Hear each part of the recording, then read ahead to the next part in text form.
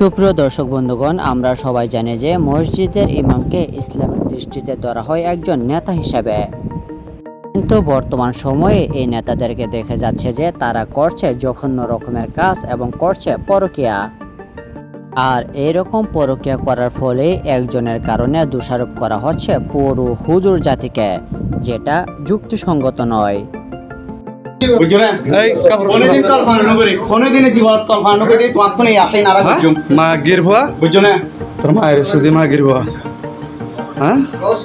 একটা লাড়ি লো তো মাগির পর বাড়াম দিলাম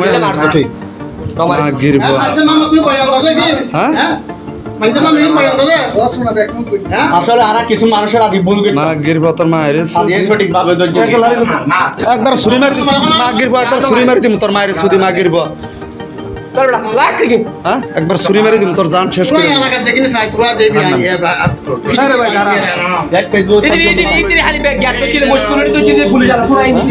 মাগির পর একবার ছুরি মারি দে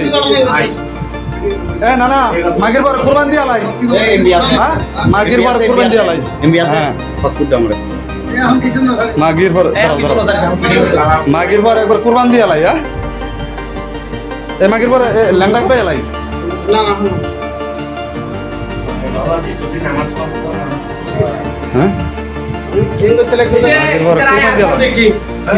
খালি ছটা বছর লিখোস হ্যাঁ খালি সকালে লিখোস তুই সদরত